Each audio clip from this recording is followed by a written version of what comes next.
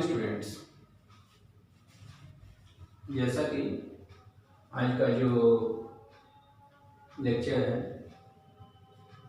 वो है boiling points, यानी कि फिनोमेना क्या है, प्रोसेस क्या है, what that is vaporisation.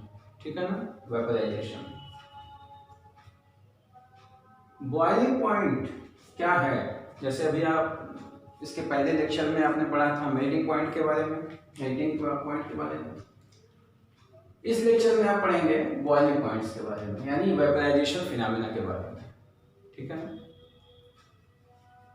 Boiling point, the temperature at which liquid start to boiling and changes rapidly into vapour, that is gaseous mode, gaseous form at atmospheric pressure।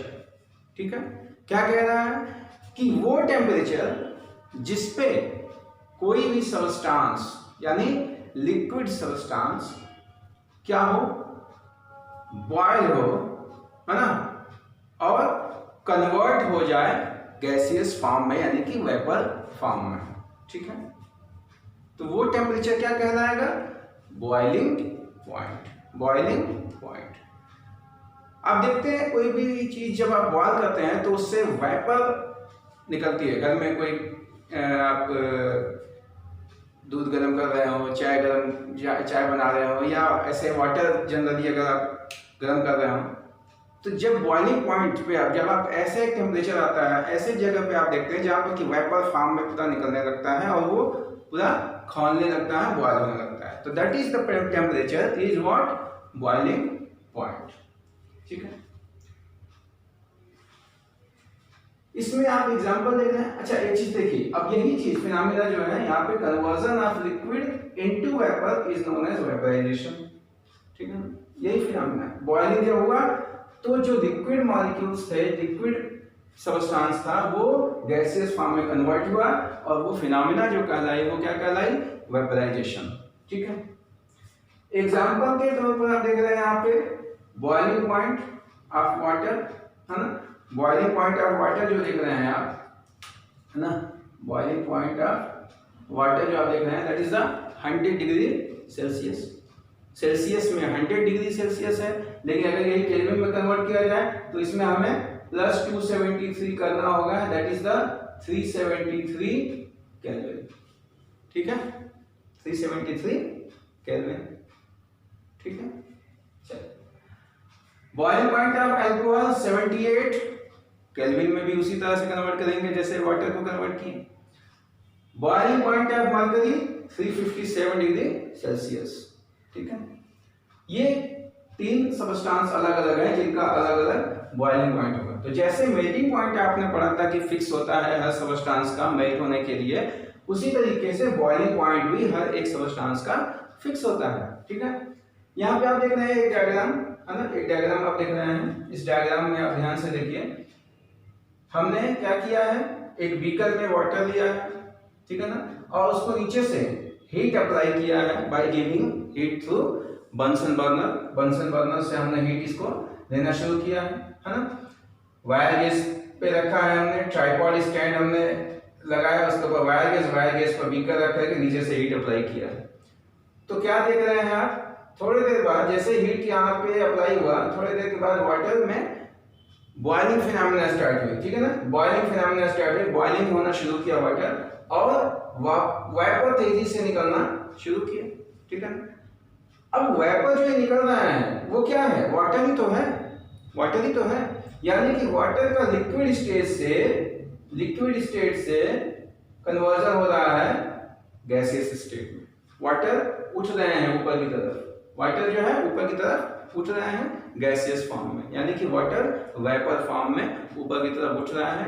And the entire phenomena of the conversion of liquid into gases of water is called vaporisation.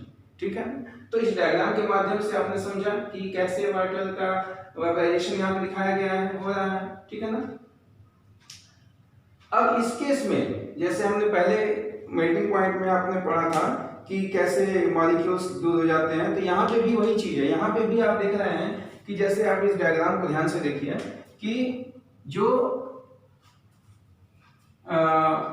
इसमें अगर हमने water है तो water में थोड़ा थोड़ा दूर दूर, जैसे हमने सॉलिड के टाइम पर एकदम कॉम्पैक्ट किया था मॉलिक्यूल्स को, फिर वो जो कन्वर्ट हुए थे वाटर में, इस तरीके से वो कन्वर्ट होकर के हुए थे, है ना, मतलब लिक्विड फॉर्म में जब आए थे तो ये क्या हो गया था, थोड़ा डिस्टेंस था मॉलिक्यूल्स के बीच में। यहाँ पे ये वाटर यानी लिक्विड फॉर्म में है, H2O लिक्विड फॉर्म में है, तो इनके बीच में इंटरमॉलिक्यूलर स्पेस, मॉलिक्यूल के बीच में इंटरमॉलिक्यूलर स्पेस है ना, है, ठीक है ना, इनके बीच में इंटरमॉलिक्यूलर स्पेस है, एकदम डेंस नहीं है। जैसे ही इसको हमने हीट अप्लाई किया, आप देख रहे हैं ना यहाँ पे हीट अप्लाई किया, तो हीट अप्लाई किया तो ये कैसे हो गया, अब इनके बीच में जो मॉलिक्यूल्स था वो एक यहाँ है, तो एक यहाँ है, तो एक यहाँ है, एक यहाँ है, एक यहाँ है, मतलब क्या हो गया, इनके बीच में जैसे ही ये गैसियस स्टेट में आया, हीट अप्लाई करने के बाद, हीट अप्लाई करने के बाद जैसे ही ये गैसियस स्टेट में आया, इस स्टेट से जैसे ही इस स्टेट में आया, है ना, liquid state to H2O gaseous state, ठीक है, क्या हो गया, ये मॉलिक्यूल्स के बीच की जो डिस्टेंस है वो बढ़ गई, और मॉलिक्यूल के बीच का जो फोर्स था, इंटरमॉलिक्यूलर फोर्स, वो क्या हो गया, कम हो गया, ठीक है ना।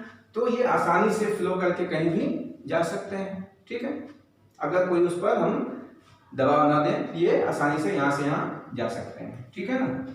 तो इस तरह से आपका जो है ये जो आपने देखा बॉइलिंग पॉइंट और वेपराइजेशन फिनोमेना, ठीक है, लाइकवाइज आपने ये देखा।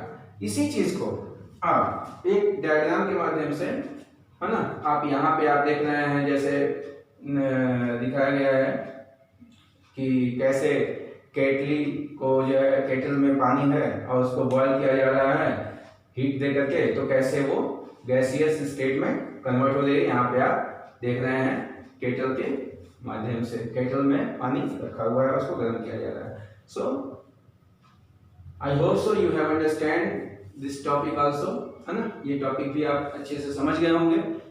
But further if you have any query then you can comment me, है ना, you can comment me. Thank you, have a nice day.